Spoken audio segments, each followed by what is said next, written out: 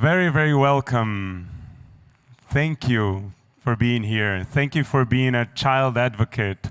Thank you for looking for those that are most vulnerable when we look at climate change, when we look at the climate impacts, the disasters that are happening around the world, and which we happily have changed from what we called last year the Future Generations Day to actually the Children's and Youth Day.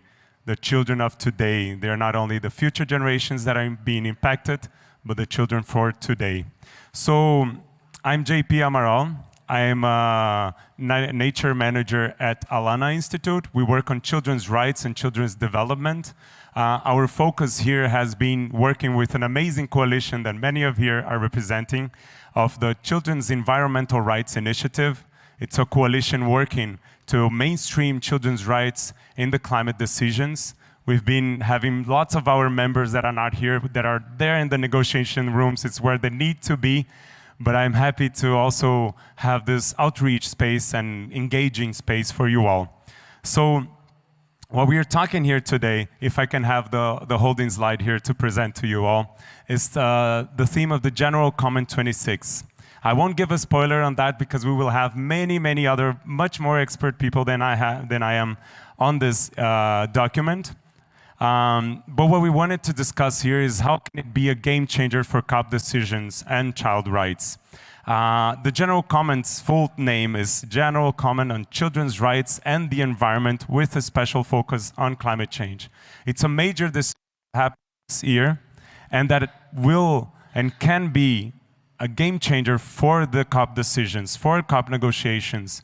And that's what we're going to try to discuss and get other people that are not child rights advocates here engaged. And how can you look at this document also for your cause, for indigenous causes, for poor communities causes, for the least developed countries causes? How can you really bring this and enhance this subject? We'll have some of these experts cross-cutting the theme of child rights and other agendas.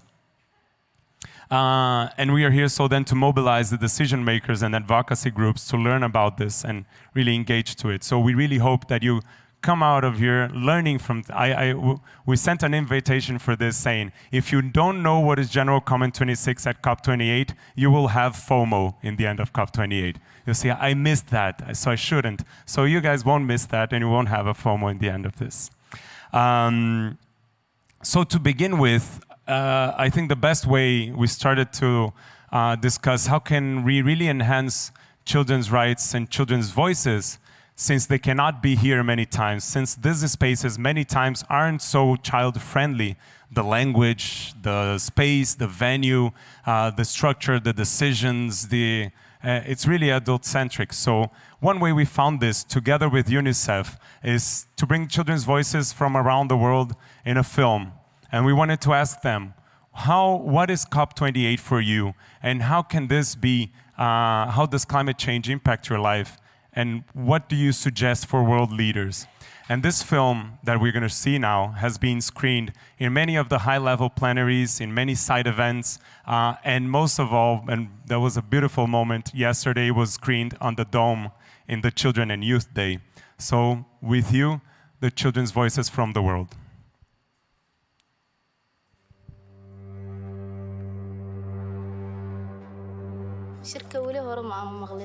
I've heard about it only once, but I'm not really sure what they do. Control climate change.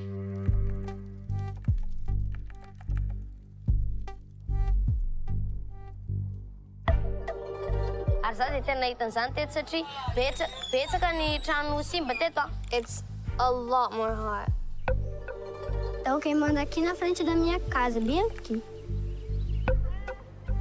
waxaynu saameeyeen abaartii oo kale biilaan ayaa nagu dhacday waxaan dareemay baahi iyo cabsi weyn jer je sve bilo drugačije tada kad se desila ta poplava. Morali smo da se iselimo iz domova, da idemo u druge gradove.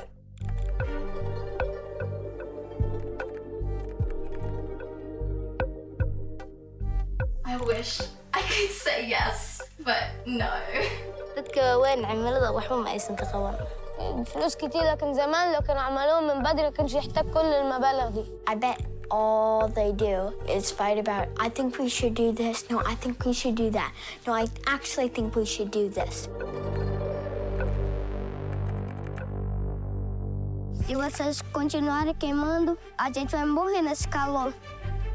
E fa pensa que se caiet no tenen que se sair naquela carambola e tum sei te mete fumeca o sair na tika. Stop fighting for once and let's focus on the important stuff. يحاولوا أكتر شوية. طبعا لو ما اتخذنا إجراءات لتغيير المناخ راح ندفع الثمن في المستقبل. Well, no offense, but you guys only have a few years left to live. And meanwhile, I'm 11. I have my whole life to live, and I want to live it. Adultos, se vocês não estão lembrando, vocês têm que cuidar das crianças. وأن نحن لازم نحافظ على بيئتنا لأن هذا كوكبنا نحن ونحن لدينا المسؤولية لكي نحافظ عليه. Stop talking about and actually do it. Klimatske promjene su mnogo moj život.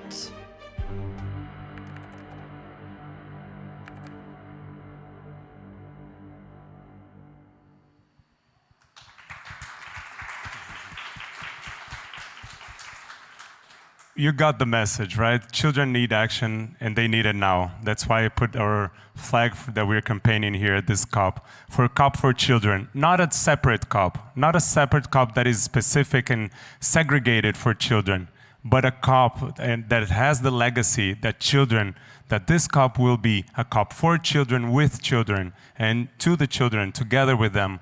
And we're building climate action looking at them. So this is the message that we have from the children. I think the best way to learn and start our discussions here. And since we have 6 chairs, we have a kind of protocol that we cannot put an extra chair for safety. So please don't fall once you get up on the stage. But I'll be doing a little bit of moderation outside the stage, and we can do some speakers that we'll have now, and the 7th speaker will stay here on the stand. Is that okay? So I'll call everybody on stage now, and for the last, I'll leave the person that will start the speaking, and then we can exchange chairs in that sense.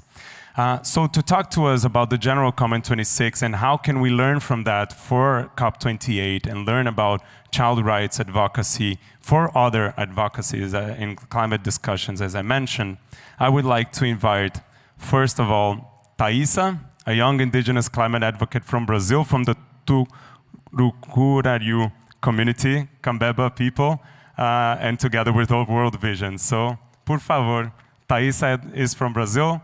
So, welcome. Obrigado. Bem-vinda.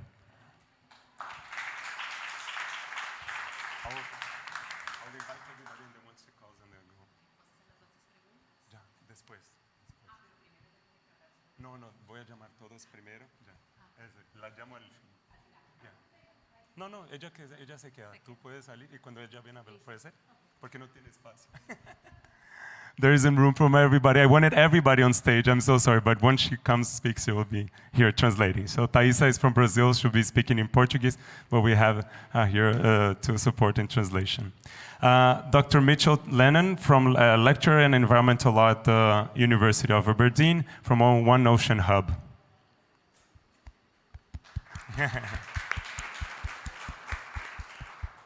We'll also have here Leticia Silva, International Legal Advisor at Alana Institute.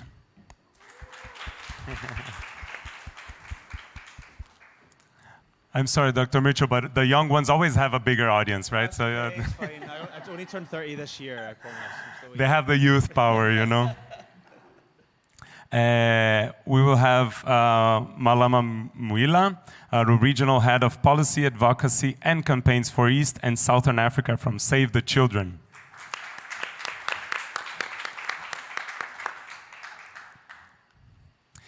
We have Paloma Escudero, Special Advisor for Climate Action UNICEF, and which I also thank you for the partnership on these films.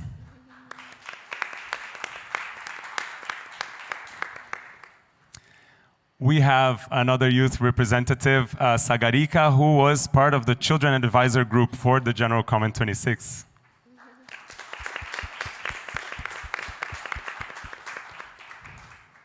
And last but not least, which I invite to the podium to speak, Anne Skelton, the chair of the UN Committee on the Rights of the Child.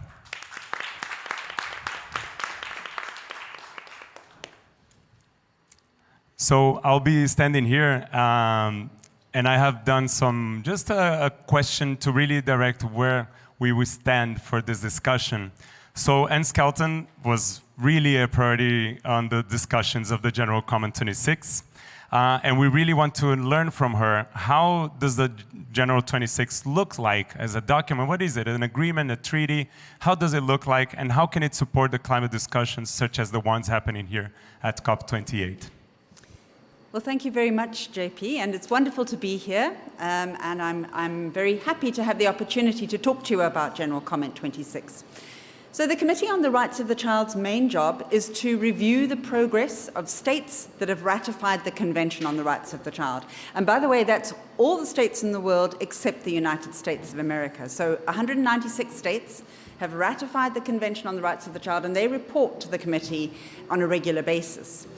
From time to time, we decide to do a deep dive into a particular theme or subject.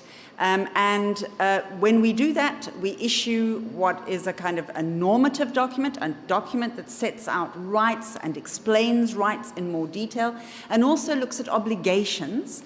That is what is called a general comment. They are considered to be very persuasive legally. They are often used in court cases. They are often used in policy development. They are used by civil society to try to hold states accountable. So there are many ways in which this document can be used. And I think that is probably why there's quite a lot of excitement about it, because it is a legal tool that we can use in a lot of ways. What was also interesting about this general comment is it was initiated because of calls by children. So in 2016, we had a day of general discussion with children on children's rights in the environment, and they made it clear that they felt that the committee needed to be saying much more about this subject matter. And then a couple of years after that, we had a general discussion with civil society and children on children as human rights defenders. And again, we saw this issue coming very much to the fore. Then 16 children brought a climate change case to the committee. And again, although there were some legal difficulties and complexities with that case got the committee to really see how complex this issue is, for example, because a child living in state A might bring a case against state B because carbon emissions do not stay in state A. They can drift through the air and affect a child in another country, just as sea pollution can drift through the sea and arrive on the shores of another country and do harm there. So this showed us how transboundary this all is. And that's kind of different in international law, because usually states say, we're responsible for what happens in our jurisdiction. And you can't say that in relation to environment and climate change. So moving on to the second part of your question, JP, how can General Comment 26 be a game changer at COP and in ongoing discussions? Well, one thing I think is important is I think it's important that the General Comment actually shifts us from the language of vulnerability. And I did a word search, an electronic word search, and I discovered the word vulnerability appears 8 times, the word vulnerable 3 times, but the word impact 52 times. So what the General Comment tells us is how children are impacted disproportionately by environmental degradation, by the triple planetary crisis, and particularly in respect of climate change. So the reason why it's a strong document, I think, is that it doesn't speak only the language of children are subjects of rights, or children are objects of rights who need protection. Yes, that is there. The impact on their rights is clear from the General Comment, but on the other hand, it also depicts children as agents of change. It says that the other rights, besides the right to health, the right to education, the right to clean water, all of these things, of course, are impacted. But at the same time, we also need to remember children have a right to participate. They have a right to freedom of expression. They have a right to peaceful protest. And all of these things are also coming up in all of the discussions that we're having with children about climate change. COP-specific actions, I would say there are at least 4, and I'm going to be like 1 minute on each. The first one is on the cover decision. The cover decision, I think we can build on COP27, and we can push for the convening of an expert dialogue on children. And I think it's very important to separate out children from youth. Of course, children might be seen as a subset within youth, but this is really, really crucial. And what General Comment 26 does is it focuses only on children. And so it gives us a tool with a lot of information in it. There are 10,700 words in this General Comment. So there's a lot there for us to use and suggestions we can make in language that could be taken forward in things like the cover decision. The global stocktake. We can strengthen the language around inclusion. For example, General Comment 26 shows this disproportionate impact. That creates a kind of discriminatory effect on children living in environmental situations where they are severely under threat and pressure. So that there is a lot of inclusion language in the global stocktake, but very little on children, so we could strengthen that. Climate finance. Well, the General Comment has 4 paragraphs on this. So from paragraphs 111 to 115 is on climate finance. And it talks about the fact that developed states need to urgently and collectively address the current climate finance gap. And it talks about the fact that currently there's a lot of money going into mitigation. But this almost has, again, a disproportionate effect or a discriminatory effect on children living in environments where adaptation is a greater need. And of course, it's much more expensive. So we need to shift that conversation towards a needs-based approach. It's not so much about the rich. Well, it's partly about rich nations and poor nations, but it's also about where is the need, how do we do this? And I think there's a lot of material in the General Comment that we can specifically use to feed into those conversations. And then the last point, loss and damage fund. We know it's been a high-liner here at this COP, and General Comment 26 has 3 paragraphs on on loss and damage fund. It recognizes the link between loss and damage and children's right to remedy, children's right to justice, including intergenerational justice. So we've got language, we've got access to justice language, remedy language, loss and finance terminology in General Comment 26. So if any of you are involved in negotiating in that space, then please remember that General Comment has language for you. You can look at paragraphs 104 to 106. So my other job, besides being the chairperson of the Committee on the Rights of the Child, is that I'm a university teacher, so I think you can see that I have delivered the paragraphs, and I'd expect you to all know which paragraphs to look at when you are in your negotiating work. Thank you very much.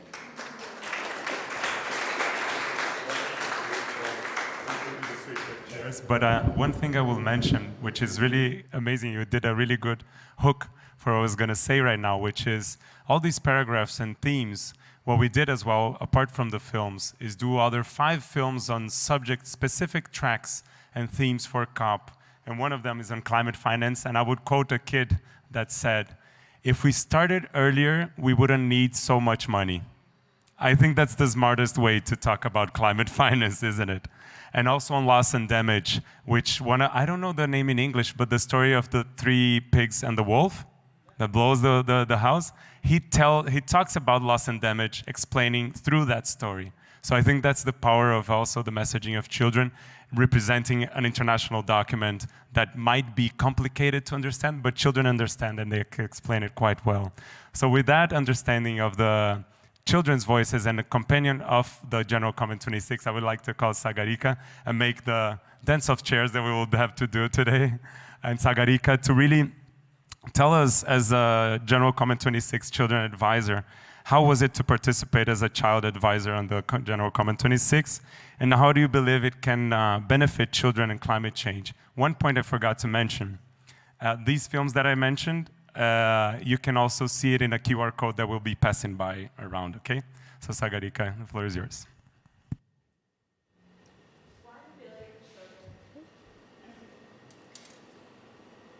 Yeah? Okay. 1 billion children are at high risk due to the climate crisis. Children who should not need to worry about their future are instead fighting for their lives due to floods, wildfires, and several other climate disasters. When the climate issue is one that affects us, why have we not been consulted when it came to policy and decision-making? We represent 1/3 of the global population and are uniquely and disproportionately affected by the devastating consequences of climate change. Over the past 2 years, I've had the privilege of being on the Children's Advisory Team for the UNCRC. Myself, along with 12 other advisors, worked towards the development of the General Comment 26. Through online and offline interviews, survey questionnaires, and consultations, we were able to ensure a huge wave of participation of almost 16,331 children from across 121 countries. Together, we also created Our Planet, Our Rights, Our Voices, a global charter that reflects the key demands and messages of children and young people from around the globe regarding their rights, the environment, and climate change. The Global Charter, along with the General Comment 26, is a powerful tool for governments to implement children's environmental demands. This year, COP is an inclusive COP, therefore meaning that children are finally being involved in the climate discussions on the front lines, something that should have happened a long time ago.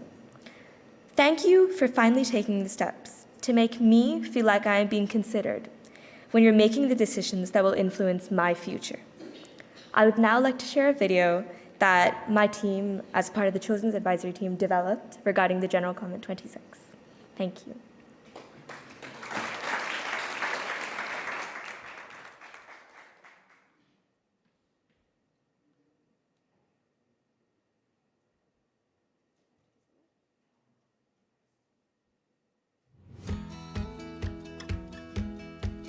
Every child on this planet has rights.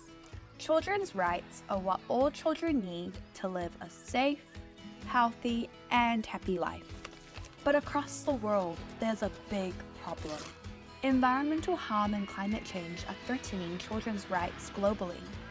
Children are demanding action now. The United Nations Committee on the Rights of a Child is a group of 18 experts who work together to make sure countries keep their promises to protect children's rights. Listening to children's call for action, they have created an important document called the General Comment number 26. It explains how children's rights are connected to the environment and climate change, and what government must do to protect the rights of children today and children in the future. Children have played a very important role in making this general comment. In fact, we are 12 members of Children's Advisory Team that has worked with Terre des Hommes to support the committee to create it. Part of our role was to create ways for other children to have their say on what should be included in the document. 16,331 children from 121 countries got involved. So, what does the general comment tell us? Well, before we dive in, it is important to say that all children's rights are connected and equally important. However, some rights are particularly threatened by environmental harm and climate change. Some rights also play a big role in helping to protect children's rights, but we will tell you a bit more about that in just a moment. The committee explains that children have the right to a clean, healthy, and sustainable environment. This means children should be able to live and grow up in safe climates and non-polluted environments. Children should have access to healthy ecosystems, clean air and water, safe, healthy food, and decent housing. They should also be able to learn, play, and be active in places safe from environmental harm. The committee tells government that they must make bold steps so children can experience their right. This means taking urgent action to limit the warming of our planet.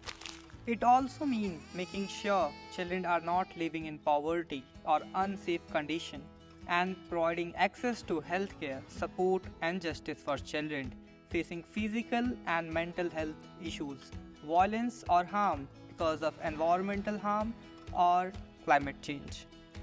When making decisions about the environment and climate change, governments must think about how all children will be impacted today and in the future.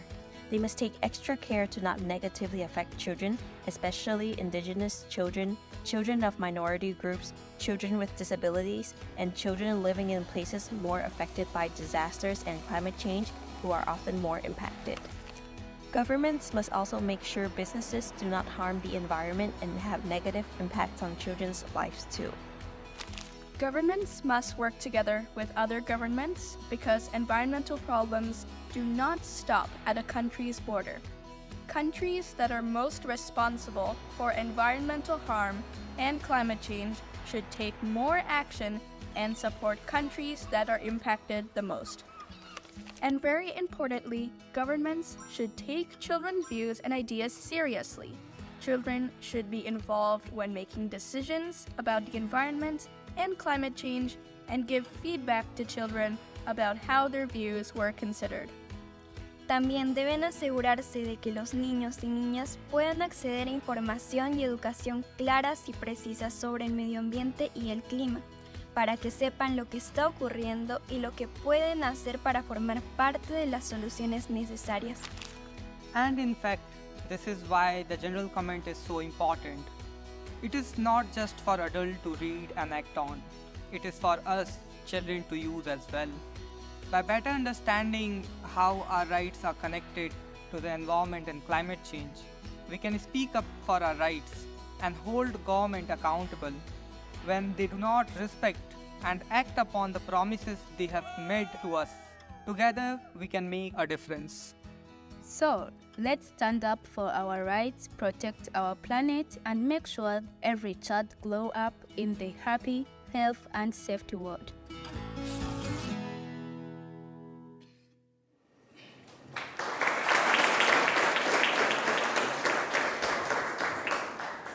Garika, so you started thanking us for listening and participating in this process, but actually, we need to thank you and all children, 16,000, right, that were participating in the process, and the youth for giving your time of your childhood, of your youth, to be teaching us and giving your word. So that's also something important to say when I see every children that I've seen more here, but I'm saying, like, are they supposed to be here? Should they need to be here if we have done something earlier, right? So thank you for that a lot. And now I would like to invite Malama. You can go and exchange your chairs, as I mentioned. So Malama Mwila, please, Regional Head of Policy Advocacy and Campaigns for East and Southern Africa from Save the Children.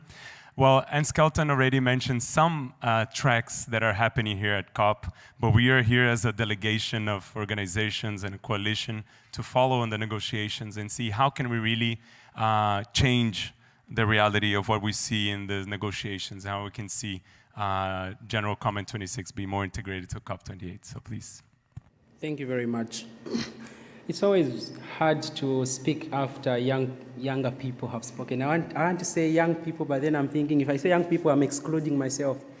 Not as old as I look, but I'm recently transitioning from the youth bracket. I think, JP, you mentioned, of course, that we are experts in terms of this conversation and what we can bring to the table to sort of highlight what are some of those opportunities and challenges. Before thinking about COP28, I want to take us back a bit to COP27. And at least it was my first COP as well at that time, as we get a bit more and more involved in the conversations around climate change. One of the outstanding mentions in the cover decision of COP28 and some of the other outcome documents was a recommendation for governments to be including children in their delegations as the best approach towards getting children to participate in the COP processes. And I must say, at least I'm coming from East and Southern Africa, so there's very good examples of what that may look like. And I want to share those examples because I feel like that's part of what actualizing that child participation through government delegations looks like. At Save the Children, one of the key things we've done this year as building up to COP28 was we started engaging with governments at national level. So not coming to talk to them here, but talking to them about child participation in their own countries. We held what we called child COP simulations, where we invited the negotiators to those conversations and they sat with the children. The children shared with them what were their expectations. And that process is expected to continue even as the children go back to their countries. Because there is now going to be the next step of, okay, you promised us this. what is now in that covered decision. There are countries I would like to mention, for example, where there's at least, I've seen children from Zambia here, because Zambia is unique in this context because it's also the chairperson of the Africa Group of Negotiators at the moment, at least until after the current COP, when there will be a transition to another country. But I think that I want to give Zambia as an example because they have led by example as well, because they brought children and not just bringing them to come and sit, but the African Group of Negotiators chairperson has been very deliberate around even consulting with children and sitting. The simulation I talked about, he's the one who came to co-facilitate that simulation with me and a few other colleagues in Zambia. I feel like that's a good example of how do we localize those conversations. And even as the children have come here, he's making time to check in with them and have those conversations. So this is what is coming out. Yesterday there was a good discussion on African children facing the brunt of the climate crisis. And that is a meeting that was hosted by the Minister of Environment and Green Economy from Zambia, and he met children from Africa, from different African countries. Those are some of the meaningful ways in which we could advance the General Comment 26 in terms of making it a reality and localizing those conversations, whether it's in a space like COP or any other spaces. I think that it's very important to start off with that, and then I can get into more of the other details. There are other countries I would also obviously still mention because, if you go to the Rwanda Pavilion and visit the minister's office, I think you will still find them there.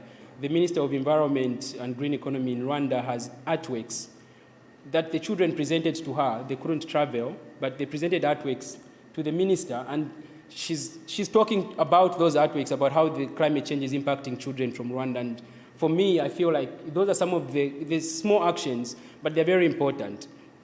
I was looking at one of the documents these are the documents that are coming out. COP always has a lot of documents, whether it's the loss and damage document, whether it's the global stocktake document, and a few other documents that come out. One of the key things that you notice is that as we are advocating for children to be part of the process and be engaged, there is a risk when we just start counting how many times, for example, children are mentioned in the document, because we risk missing out on an opportunity where there could be substantive actions that are committed to for children. For example, one of the documents I was reading yesterday, and I can't remember which of the 3 or 4 others because there are so many, I did a word count and there was mention of children 6 times. Unfortunately, when it comes to now the specific actions, those kinds of actions are missing, which is why Save the Children and other agencies, I think working with UNICEF and other organizations, I think members of the CERI group, we are advocating, for example, as one of the entry points you spoke to earlier on, entry point number 1 is around the covered decision, that one of the expectations from our end in terms of localizing this conversation on General Comment 26 in the context of COP28 is they should create the subsidiary body for implementation, the SBI, as it's referred to, during its 60th session next year, should hold an expert dialogue on children. This will help us to localize and situate these conversations around exactly how is climate change impacting children specifically compared to maybe other groups. So that becomes one of the key entry points that should, at least in my expectation and the expectation of Save the Children and perhaps other like-minded organizations, should be one of the key outcomes. I think we should not, like I said earlier on, not just focus on counting the number of times children are mentioned, because some of them are just in preamble texts. We appreciate participation of children, women, youth, and vulnerable groups. But we want to have more specific actions, such as the constitution of an expert dialogue to take place next year. And we'll keep on pushing for this, and I strongly encourage those of you who've got conversations with your government delegations to ensure that that could be one of the key takeaways and one key action that can be taken. And then we can see how we build onto that. The other entry point, of course, and I think you spoke to this already, but worth repeating, is the global stocktake. One of the key actions that's needed within the global stocktake is to ensure that, for example, as we collect data, it needs to be age segregated. You can't just assume that when you have written a report, all the members of the community experience climate change the same way. There should be age segregation in terms of data. Also gender, because we know even among children, boys and girls might not always be affected the same way. So that is very important for the global stocktake to take into account. And that would be our expectation. There's been a lot of conversation also around climate finance as an entry point, the loss and damage fund that all of us were so eager to push for last year. And yes, it's been adopted, and so it's sort of adopted. I want to say it's sort of adopted because I was reading a report of what they called 7 days in, I don't know how many of us have read it. There's a report that has come out. They are calling it 7 years on, 7 days later at COP27. I invite you to read it, at least in this stage of the negotiations, because they've summarized what have been some of the conversations that have happened from day one of COP28 to now. One thing that struck me was when you look at things like loss and damage, the funding commitments, to be honest, even yes, it's supposed to be plausible, but it's really, really way off compared to the other commitments that are being made financially.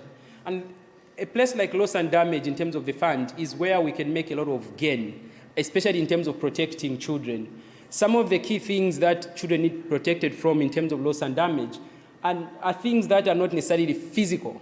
You know, you're looking at the loss and damage that could also be social.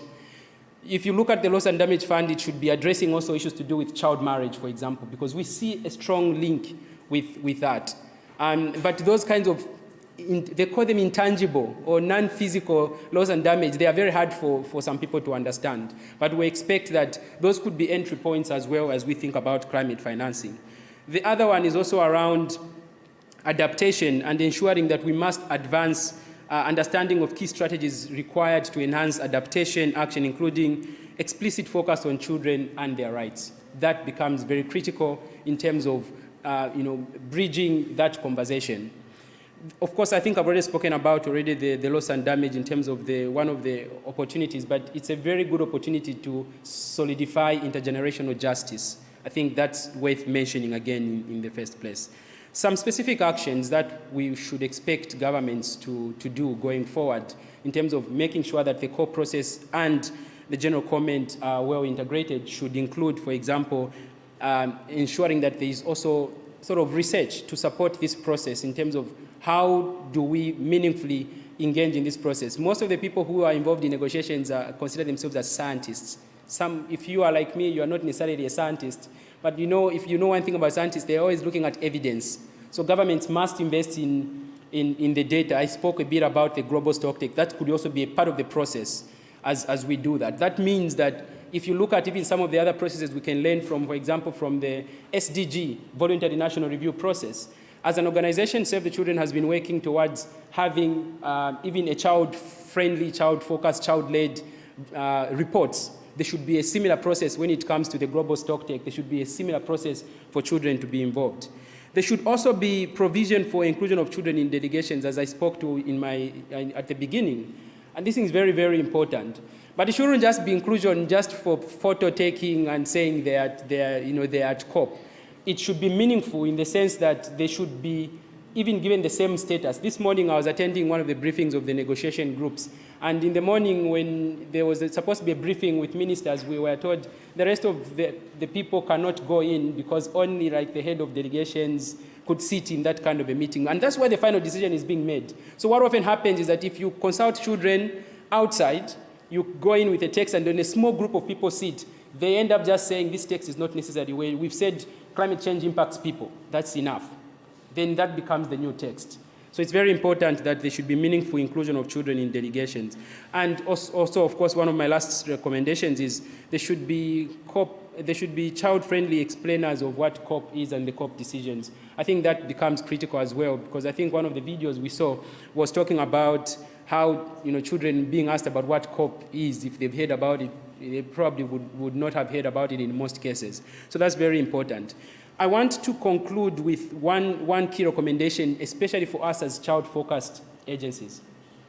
Last year at my first COP, one of my frustrations was I was trying to explain issues around children's rights. So, for example, the Convention on the Rights of the Child and the African Charter on the Rights and Welfare of the Child, to people who have never heard, some of them have never heard of these two instruments.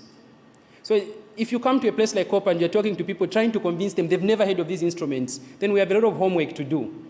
We must invest in ensuring that these conversations are taking place at country level and also with these negotiators. So that means that in this case, we should have in my view, an investment, which, for example, Save the Children is willing to do, and we've started these processes, is we want to invest in familiarization processes for the negotiators. So I'm coming from East and Southern Africa. So my focus is I want to work with governments in my region and on the African continent broadly to ensure that the negotiators do not come to hear about General Comment 26 at COP28. Neither should some of them hear about it at COP29 next year. They should be having this conversation so that they are well grounded as to why this is a very important conversation. If we do that investment, if we invest at that stage, I think it will help us even make the process easier as we come to these negotiations, because there will be a foundation already laid for them to be able to participate in this process. So finally, ladies and gentlemen, I strongly believe we have a strong opportunity as well to ensure that the General Comment 26 becomes like a stepping stone towards greater things around ensuring that children's rights, especially in line of the Convention on the Rights of the Child, the African Charter on the Rights and Welfare of the Child, and other charters and conventions that exist in other regions, get implemented, because it has at least provided that guidance towards governments on what they need to do to ensure that children's environmental and climate rights are protected. Thank you very much. Thank you, Malama. Thank you very much. One point that I would like to emphasize of what CERI has done together with UNICEF, when you talked about finance especially, and all the results that we are having on the Loss and Damage Fund and other kinds of funds coming out of this, is a report showing that all from the multilateral climate funds around the world, only 2.4% consider at least one criteria, one specificity on children. That is not enough when we look at 1 billion children that are in high climate risk, especially looking at loss and damage. We're talking about high climate risk like floods, like droughts, food insecurity, and so on. I think it needs to be addressed also with funding. And it's good that you also mention a lot that what we believe as a COP for children, that is inclusive, child-friendly language, and so on. So thank you very much for that. And then I would like to call Paloma Escudero, the Special Advisor for Climate Action at UNICEF, especially to understand how can we advance on more child-sensitive climate action at COP. What have we achieved so far, which is always good to celebrate, but what is missing, Ms. Paloma? Thank you. I don't know. Thank you. No, thank you so much. So let's build on what my colleagues have said so far. I remember when we started in UNICEF to prepare for COP28, we went to Bonn, to the UNFCCC last February. And we met with every single, let's say, technical team. The team for the Global Goal for Adaptation, for the Global Stock Take, for the loss and damage, for the climate finance. And they were brutally honest with us. And they just said, never, never, in 30 years that most of them had been working at UNFCCC, never a single member state has asked for anything linked to children. Never. And they have never mentioned children's rights, so they were saying, in our case, we can only act if member states ask us to ask. So we went back and we read 27 COP's outcomes, and yes, they are right. Not a single COP outcome resolution commitments had made any single commitment for children. The only mention for children was linked to participation and on youth to youth engagement, but there was not a single commitment on protection and investment in children. So something we have been doing wrong for 27 years, if truly we have not been able to make the case. So, as of that, UNICEF is present in 196 countries, so we ask all our country offices, all our national committees, please, can you start approaching your negotiators, your national negotiators, whoever is going to be shaping the proposal of your governments for COP. And as they started to meet, and mostly were in the environmental ministries, they just said, you don't have a case. Show to me, prove to me why the impact of the climate crisis on children is different. Why? If I am investing in health infrastructure, this is not helping children. Prove to me that all the efforts we are doing on food security is not helping children. And then when we went back to WFP, WHO, Save the Children, and other many agencies, we realized that we have very little evidence. We have not made the case. Child health, we have not made the case on why children are not little adults, why 90% of the burden of under 5 illnesses are created or generated by the climate change. And that's when GC26 came. Because it's true, we have to start getting our act together, we have to start building research evidence. But by June, we knew that the General Comment 26 was going to be approved on time for COP. And for us, General Comment 26 is a legal guidance, policy guidance for governments. And in certain geographies, child rights matter. In certain geographies, continents, the report they have to do to the Committee of the Rights of the Child is important business. It's as important as the NDC reporting.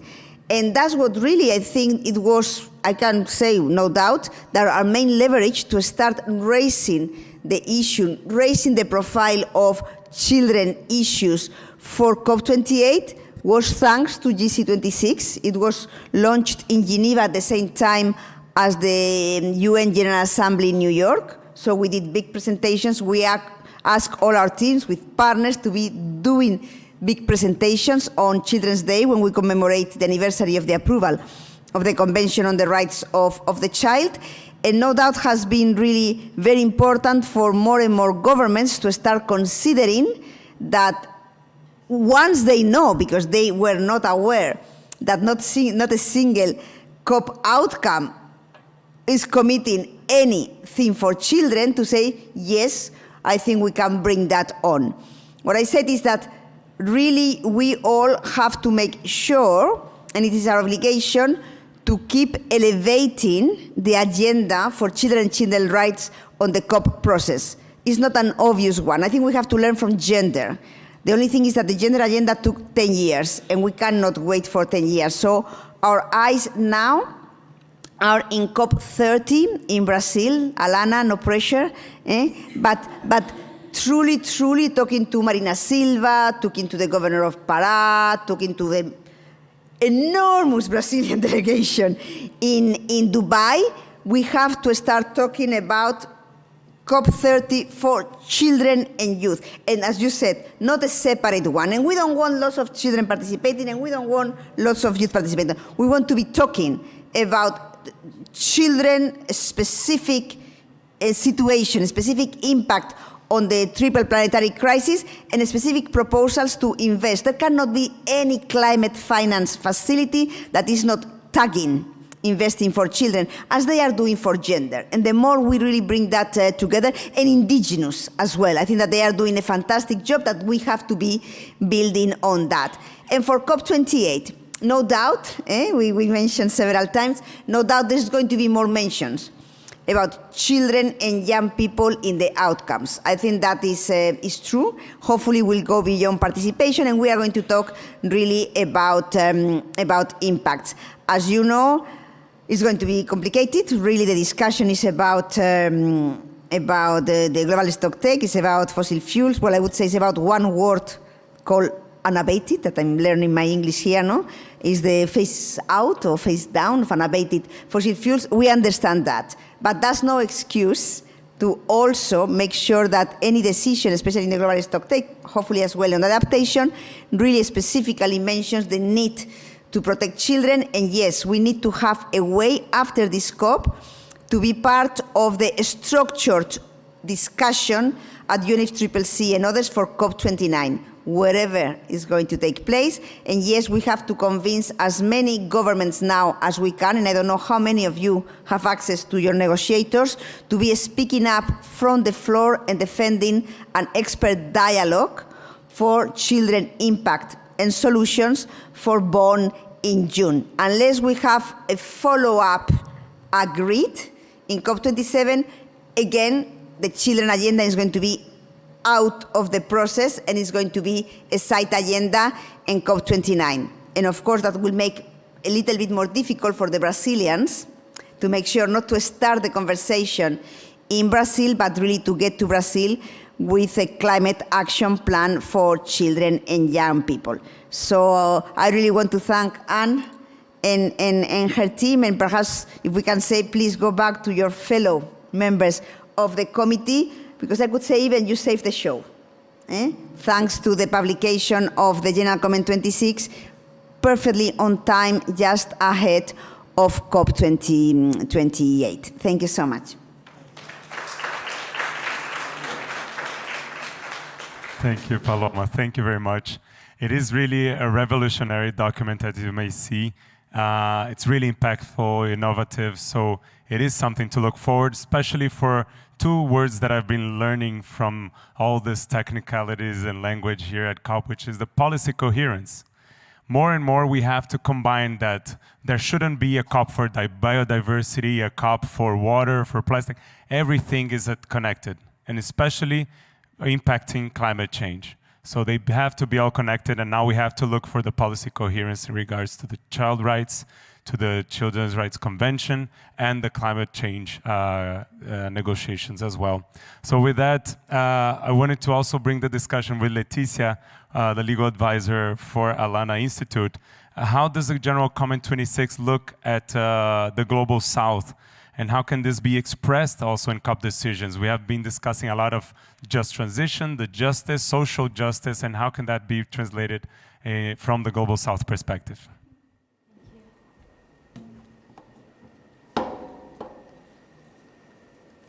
Sorry. Hello, everyone. It's a pleasure to be here with you.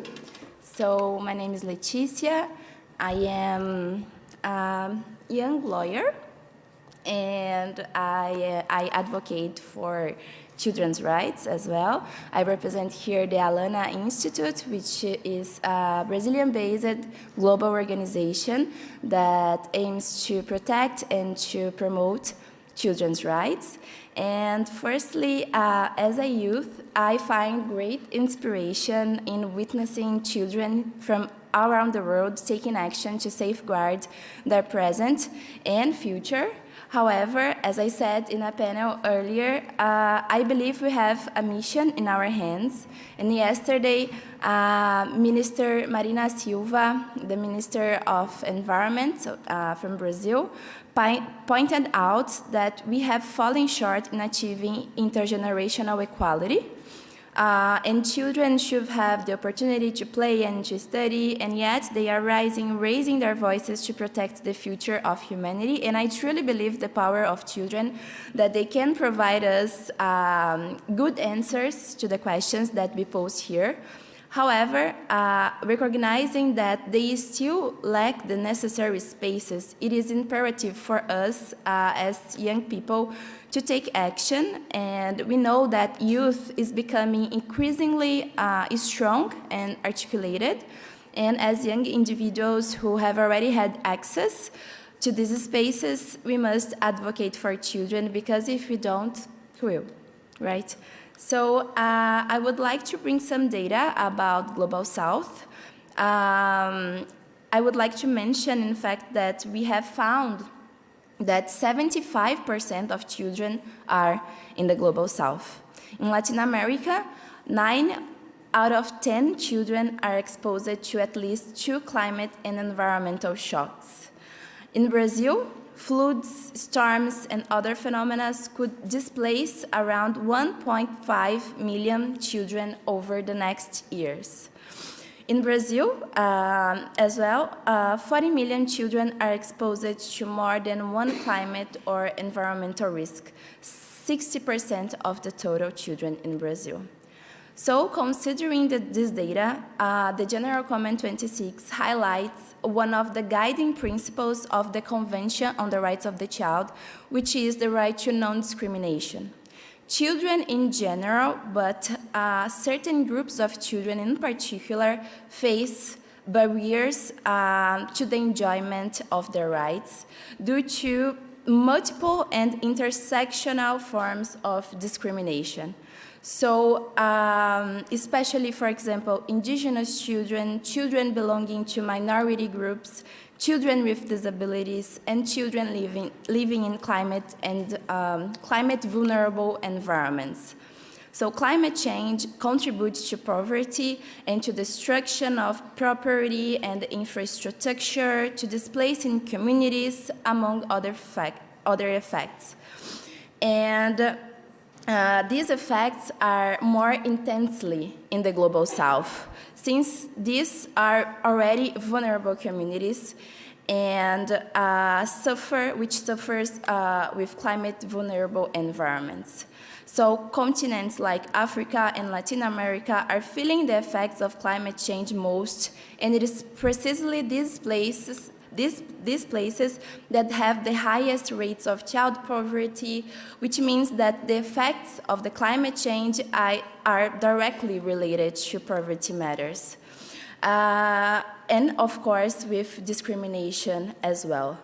So, in order to prevent and reduce material and human losses, better, for example, public planning is needed in terms of public policies that consider race, gender, and class, for example, and take into account issues such as housing and basic sanitation. In this regard, in fact, the General Comment 26 emphasizes that states should collect disaggregated data to identify the differential effects of environmental-related harm on children and to better understand intersectionalities, paying special attention to groups of children who are most at risk. And in fact, this is what we are calling for states here at COP28 when we are talking about adaptation. Like, we need disaggregate data on children.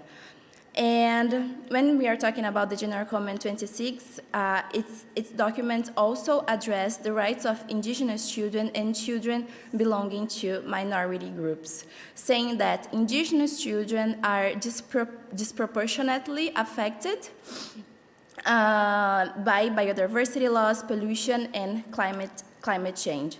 So states should closely consider the impacts of environmental harm, such as deforestation on traditional land and culture and quality of the nature environment. And we need to look for the life and survival and development of indigenous children. And considering right now the negotiations, at the beginning of this COP, we received the news that the Loss and Damage Fund had been established. However, we need to understand how much of it will be allocated for children and how much will be designated for countries in the Global South and developing countries. As JP already said, only 2.4% of the major multilateral climate funds are allocated to programs for these groups. So this funding must also reach the most vulnerable populations, such as those living in high-risk areas, indigenous people, and other minority children belonging to minority groups. And of course, it would be important to see these specificities mentioned explicitly in the decision texts. In this regard, children must be included in a responsible manner. We need to build climate action that is responsive to children, recognizing the different discriminations suffered, especially by children in the Global South. Thank you.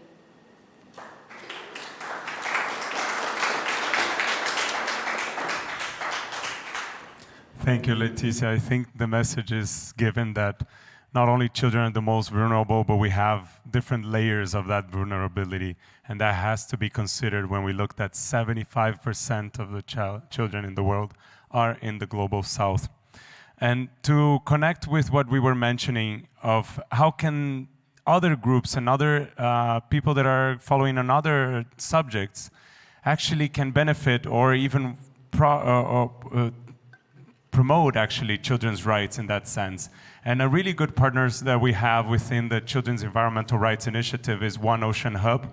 And for that, I call Dr. Mitchell Lennan here to speak what are some reflections on how the General Comment 26 really strengthened the intergenerational equality or equity at the Ocean Climate Nexus. Great, well thank you very much. So first of all, just to say, I come from Scotland, okay? I'm not pausing for applause, but just to say as a Scotsman and as an international lawyer, I'm really proud to say that the fact that in the past few days the Scottish Parliament has enshrined the Convention on the Rights of the Child into Scottish law. So that was just in the past week. And then the second thing to say is that the One Ocean Hub focuses on the need to protect children's human rights that are dependent on a healthy ocean, and so we work very closely with Alana, the Children's Environmental Rights Initiative and the Working Group on Children's Rights and the Environment. So enormous thanks to those coalitions in amplifying our kind of research-based recommendations, and we have learned so much from all these partners who have been active in this space much longer than we have. So thanks very much for that. So first of all, the committee recognised in General Comment 26 the principle of intergenerational equity and future generations, okay?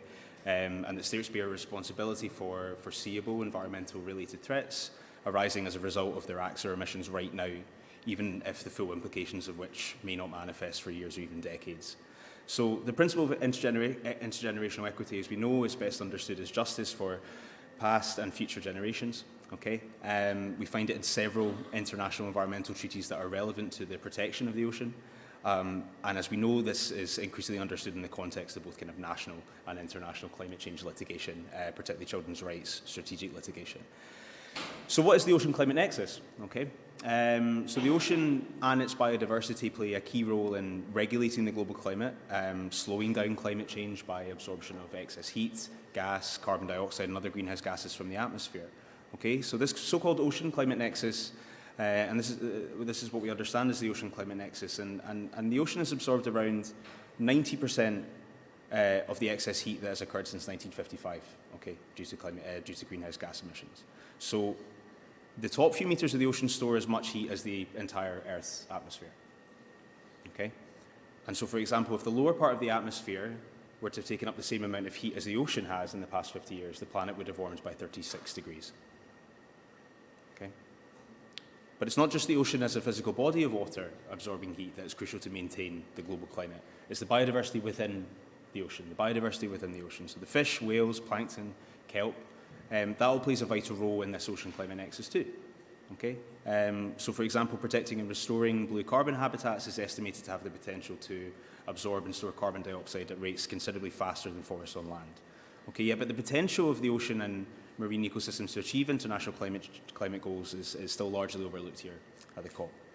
Okay, so how is the Ocean Climate Nexus then recognised within the General Comment? Okay, a section within the comment clarifies that states parties to the UN Convention on the Rights of the Child must take action immediately to preserve marine pollution by banning the direct and indirect introduction of substances into the marine environment that are hazardous to children's health and marine biodiversity. And then that same section also clarifies that states must conserve, protect and restore biodiversity for current and future generations. Okay? And that can be understood to include marine biodiversity, and states are also required to ensure access to safe and sufficient drinking water and healthy aquatic ecosystems, which includes the ocean and its role within the global water cycle. Okay? It's the ocean's role in provision of fresh water for everybody. And to transform industrial fisheries to produce healthy and sustainable food. So that's all brilliant stuff. So we have concrete clarification of states' obligations here. Okay, we have detailed and formal recognition of the importance of the ocean and its biodiversity and the role that they play in regulating the global climate. So what next? So thanks to the General Comment, these references to intergenerational equity and the benefit of humankind that we find under other environmental treaties, including Law of the Sea instruments. Okay, so I'm going to be talking about another outside of the kind of UNFCCC for a second. We can interpret all these references to intergenerational equity and the benefit of humankind under these other instruments through the lens of children's rights now. Okay, this includes the UN Convention on the Law of the Sea, which is understood as this international constitution for the ocean. Okay, so the Law of the Sea Convention is special in the sense that it doesn't call explicitly for intergenerational equity explicitly, but its provisions on the protection and preservation of the marine environment and biodiversity refer to what we call generally accepted international rules and standards. okay, and other rules of international law. So what this calls for is a mutually supportive interpretation of other relevant international treaties and decisions on climate, biodiversity, and human rights, okay, which either include explicitly or implicitly the principle of intergenerational equity. Okay, so we see that in a range of other treaties that relate to law of the sea, including the Fish Stocks Agreement, okay, where states are obliged to conserve, protect, and enhance fish stocks for future generations.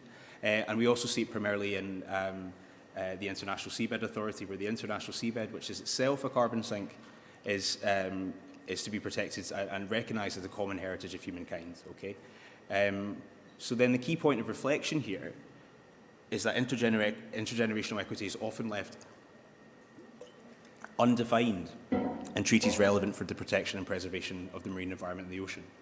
However, the General Comment 26 goes far to help define and interpret that. Okay? But one issue is that given the kind of potential capture by adults through the narrative of children's best interests, and we see this happening in various political topics, the realisation of children's rights to be heard in, say, international ocean fora, okay, which again I've said already is relevant for the climate, provides a basis for co-developing the sort of content of intergenerational equity through intergenerational dialogue that can be set up in these ocean fora, and mutual learning, which then in turn supports climate action outside of the UNFCCC process. Okay? And then such dialogue can also provide insights for states to ensure that they avoid taking decisions that discriminate against children who are most deeply and longly affected by environmental degradation, as we know. But of course, how this is going to be put into practice in different fora outside the UNFCCC, but still relevant for the climate, like ocean fora, will depend on specific mandates and different institutional structures and so on. But these can also be then put in place for specific regimes to protect the ocean. So it's yet to be clarified kind of whether and how consideration of children's rights and opportunities for intergenerational knowledge sharing, dialogue and partnerships can be included in these international ocean fora in order to benefit the global climate. But we can take the opportunity of the adoption of General Comment 26 to clarify the obligations of states under the law of the sea to put children's human rights at the heart of decision-making to protect the marine environment and therefore the climate. Okay? So this is particularly relevant in relation to children facing the greatest adversity, and with particular attention to the ocean climate nexus here. So, and then the underlying kind of point I'm trying to make is it's obvious we all hear and what we've been hearing already is the fact that children offer unique and valuable insights which can support mutual learning between ocean decision-making structures and climate decision-making structures in order to benefit the ocean climate nexus, okay? Especially considering this hugely successful advocacy movement that we see here at COP, okay? To highlight kind of the environmental crisis in the context of climate change. So to close, just to talk from an ocean's perspective, but with this connection to climate, I'd like to say that those that are working for children's human rights to a healthy environment must include the ocean in their efforts. Okay, please do include the ocean in your efforts. At the Hub, we've seen how engagement in the UNFCCC process with children's rights coalitions have brought significantly more attention to the ocean and its role in maintaining a global climate through the Ocean Climate Nexus. Okay, so it's thanks to children's rights organisations that the Ocean Climate Nexus is further recognised. Okay, it's thanks to you. It's thanks to you. Okay. And the UNFCCC now in Glasgow in 2021 committed to integrating ocean-based climate action into existing mandates, and we will continue to inform these processes and highlight the necessity that there is a need for a COP decision that recognises the interconnectivity and interdependence of the Ocean Climate Nexus and children's rights. Okay? And then my kind of final point, at the same time, children's human rights must be at the heart of ocean governance.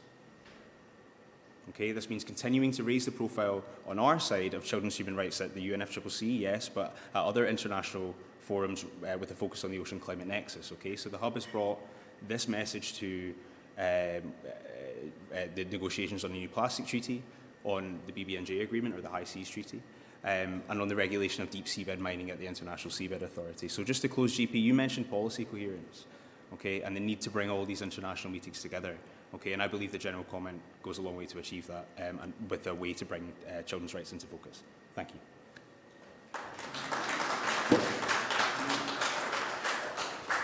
I mean, it's just amazing. We just met today, and I learned so much, especially from the academic side and scientific side, how we can really look at this science and connect with other issues and connecting with the Ocean Climate Nexus, which makes a lot of sense.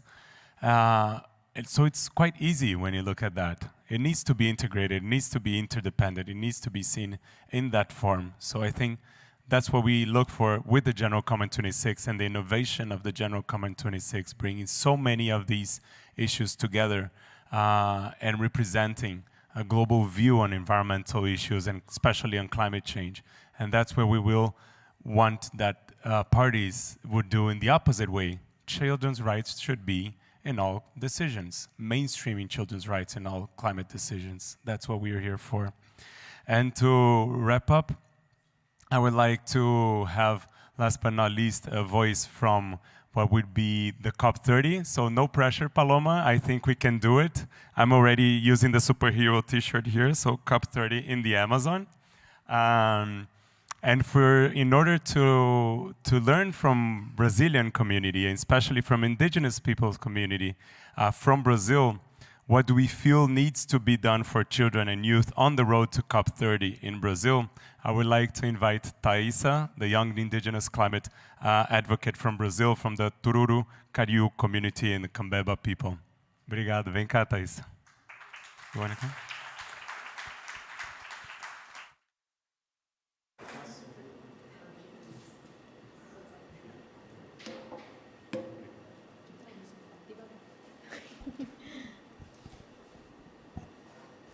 Aitashira Taratucupi, Kakira Neritama Tururu Cariuca. Olá, me chamo Thaisa, tenho 13 anos e pertenço ao povo Omagocambeba. Moro no Amazonas, no Brasil. Hello, my name is Thaisa. I am 13 years old and I live in Manacatu, Brasil. Promover conscientização sobre gestões climáticas nas escolas. So promote conscience around change in climate change in schools. Abordando temas como mudanças climáticas, preservações ambientais e a sustentabilidade. So we must tackle into sustainability and also other environmental issues.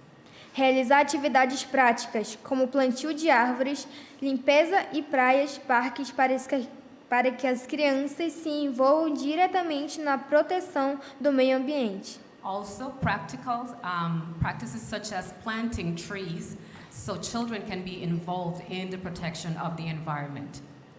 Estimular a participação das crianças em fóruns e debates sobre as questões ambientais, dando espaço para que expressem suas opiniões e ideias. Also stimulate the participation of children in different spaces so they can express their ideas. Criar programas educativos que incentivem a redução do consumo de energia, água e uso consciente dos recursos naturais. We must create also programs to reduce the use of energy and also the better use of natural resources. Estabelecer parcerias com instituições de ensino, ONGs, comunidades locais para promover ações conjuntas em prol do meio ambiente. Also to establish partnerships with different sectors. Incentivar realizações de projetos escolares relacionados ao meio ambiente, com feiras de ciências e exposições temáticas.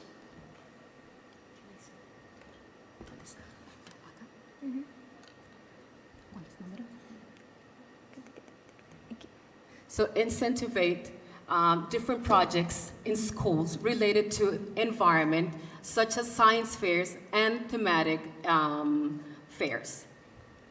Proporcionar acessos e materiais educativos sobre mudanças climáticas adaptados para as crianças, como livros, vídeo e jogos interativos. It is important also to provide different educative materials about climate change adapted for children, such as books, videos, and also interactive games.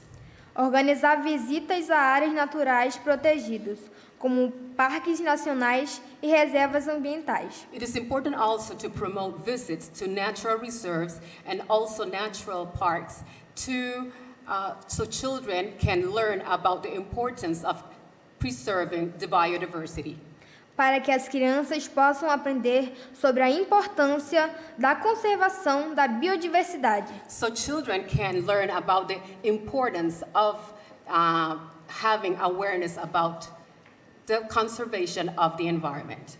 Estimular a participação das crianças em campanhas de conscientização ambiental, como o Dia Mundial do Meio Ambiente. It is key to stimulate the participation of children in campaigns of awareness about environmental conservation, for example, in the Day of the Environment. Valorizar e reconhecer as iniciativas das crianças em prol do meio ambiente. It is important to value and also acknowledge the importance of initiatives promoted by children in order to protect the environment. Incentivando seu engajamento e empoderamento com agentes de mudanças. Of course, by providing their engagement and also their empowerment as agents of change. Para ter uma COP das crianças, é necessário envolver organizações internacionais, governos e sociedade civil para criar um espaço dedicado às crianças. To have a COP of the children, it is necessary to involve different international organizations, governments, and civil society to create a space dedicated for children. Com atividades interativas, workshops, debate e a oportunidade de expressarem suas preocupações e a solução para o meio ambiente. With activities, interactive activities, workshops, debates, and opportunities to express their concerns and solutions to preserve the environment. É importante porque lhe dá a oportunidade de aprender sobre questões climáticas, expressar suas preocupações e ideias e se envolver ativamente na proteção do meio ambiente. It's important that they do have the opportunity to learn about such issues of climate change and express their concerns and ideas. Isso ajuda a criar uma consciência ambiental desde cedo, capacitando as crianças a se tornarem defensores do planeta e agentes de mudanças para um futuro sustentável. Their involvement in the active protection of the environment helps children to to have an awareness of the environment. É fundamental para garantir os direitos e a proteção das crianças. This is key to guarantee the right of the children and their protections. Em primeiro lugar, a COP estabelece os direitos fundamentais das crianças, como o direito à vida, à educação, à saúde e à proteção contra qualquer forma de violência. It is important for COP to acknowledge the right of children, such as the right of life, education, health, and their protection against every form of violence. Além disso, ela promove a igualdade de oportunidades para todas as crianças, independente de sua origem étnica, religião, gênero ou qualquer outra característica. This process should also promote equality of opportunities for every children, regardless of their origin, their ethnicity, religion, gender, or any other characteristic. A COP também reconhece a importância da participação das crianças nas decisões que afetam suas vidas. It is key to also acknowledge the importance of participation of children and their decisions and how it affects their lives. Encorajando a sua opinião e permitindo que sejam ouvidas. Encouraging their opinion and allowing them to be heard. A convenção também obriga os estados a adotarem medidas para prevenir e combater o abuso, exploração e genizência infantil. The Convention on Children's Rights also compels states to adopt measures to prevent and also fight against abuse and exploitation of children. Por fim, a COP promove a cooperação internacional da proteção dos direitos da criança. The Convention of Rights of Children also should promote international cooperation to protect the rights of children. Buscando criar um mundo mais seguro e justo para elas. Seeking to create a world which is safer and better for them. Chito Manito, muito obrigada. Thank you so much.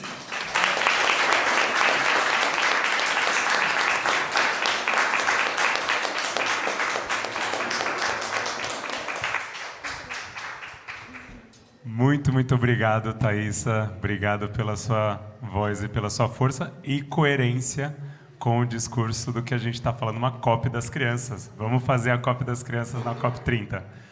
So I just told her that to thank her for her voice, for her messaging, for such a coherence on what we need for a COP for children. Quantos anos você tem, Thaís? 13. She's 13 years old and she gets it. How can we go to parties all the first week of COP to explain that we want just a simple expert dialogue, a simple consideration of how child-sensitive measures needs to be looked at climate change, and they don't get it. They say, we need capacity, we need people to explain to us what that is. Here is Thaisa, 13 years old, explaining that. So thank you, obrigado. And to wrap up, because we just have some final minutes left, and I always prefer to meet you all outside and talk and bond so we can have the child's rights mainstreamed in climate decisions, I will ask a final remark from each of you of how does a COP for children look like for you? Visually or intentionally or politically, how does a COP for children look for each one of you? And now I'll translate that to Thaisa, but we can start with Ann Skelton and go by. And please, Dr. Mitchell, I'll call you in the end, okay? Well, I think I would look to the outcomes. So obviously the substance and the process is important as well. But I think if we really want a lasting change and big impact, then the outcome documents are going to be where we will need to focus, trying to get a big impact there. However, in order to get there, we no doubt need to have children far more visible as well. Thank you very much. I think in my view, I would be building on to what she has said. One of the critical things is that we should have specific actions that are committed to, whether it's in outcome documents or any other documents that we might have. We should be very specific. So far, my major worry is that when it comes to children and COP, these children mostly appear in generic statements among other groups as well, which is good, at least for a good start, I think, as someone said. But we now need to have those very specific commitments towards children as the most critical population. Thank you. Yeah, I think they put it very well, but specifically also making sure that when you're documenting things and you're structuring things in such a way that children can understand it, so children very much can be involved in that discussion. And then also understanding that you have to focus on children. Like you mentioned, right now they're just mentioned in certain documents, making sure that you're specifically directing things towards them.